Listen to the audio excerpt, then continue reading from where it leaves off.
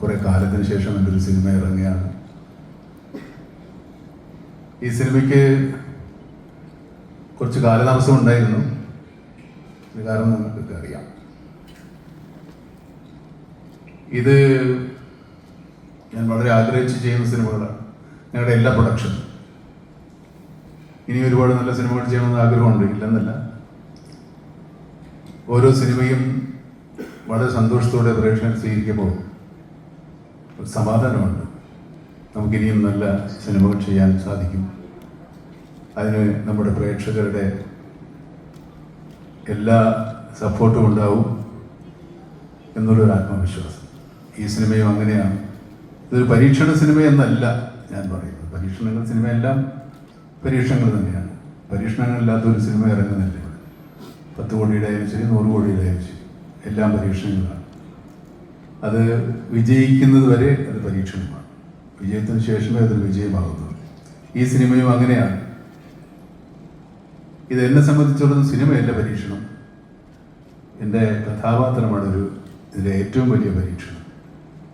ഈ സിനിമയിൽ ഞാൻ ചെയ്യുന്ന കഥാപാത്രത്തിന് ഒരുപക്ഷെ നിങ്ങൾക്ക് സ്നേഹിക്കാനോ ഇഷ്ടപ്പെടാനോ വലിയ ബുദ്ധിമുട്ടാണ്.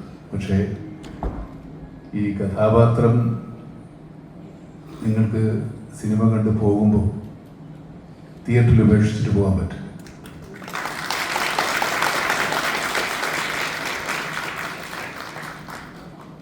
ഈ സിനിമയിൽ എനിക്ക് ആദ്യം ഓഫർ ചെയ്ത റോള് പോലീസ് ഉദ്യോഗസ്ഥൻ്റെയാണ്. അതെന്നേക്കാൾ കുറച്ചുകൂടെ നന്നായി ചെയ്യാൻ വിനായകനാണ് നല്ലതെന്ന് എനിക്ക് തോന്നുന്നു.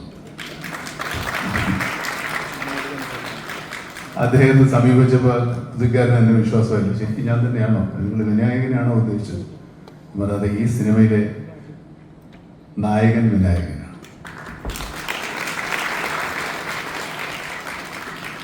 നമ്മൾ അങ്ങനെ തന്നെയാണ് പോസ്റ്ററിൽ ഇട്ടിരിക്കുന്നത്. ഈ പോസ്റ്റർ കണ്ടില്ല. വിനായകനാണ് നമ്മുടെ സിനിമയിലെ നായകൻ.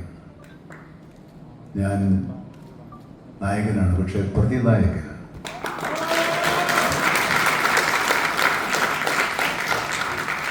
ഇത്രയും കാലം എൻ്റെ എല്ലാ സിനിമാ കസർത്തുകളും സ്വീകരിച്ച ഈ പ്രേക്ഷകർ വിശ്വസിച്ച് തന്നെയാണ് ഞാൻ ഇങ്ങനൊരു കഥാപാത്രം ഏറ്റെടുക്കാൻ ധൈര്യപ്പെട്ടത്.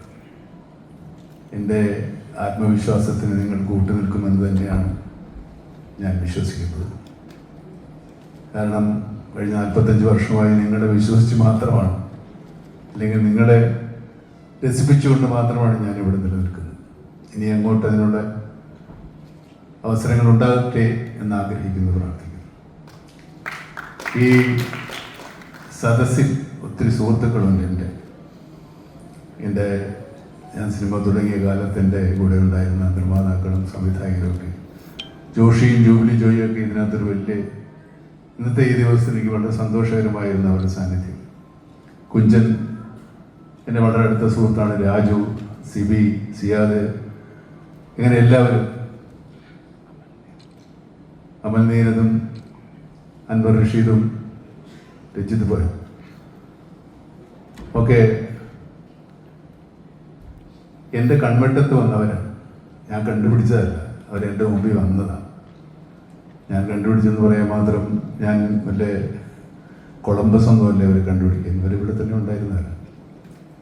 അങ്ങനെ ഒത്തിരി ആളുകൾ സിനിമയിൽ എൻ്റെ ഒരുപാട് എനിക്ക് ബന്ധപ്പെടാൻ, ചുരുങ്ങിയ സമയത്ത് ബന്ധപ്പെടാൻ സാധിച്ച എല്ലാ സുഹൃത്തുക്കളും എത്തിച്ചേർന്നിട്ടുണ്ട്. ജീവൻ മാത്രമേ ഉള്ളൂ. പിന്നെ ഉള്ളത് കുഞ്ഞു റോളിൽ, പിന്നെ വേറെ ചെറിയ ചെറിയ റോളിൽ ആൾക്കാരുണ്ട്. കണ്ടാലറിയുന്ന മുഖം അസീസിൻ്റെ മാത്രമാണ്. കുഞ്ചനുണ്ട്.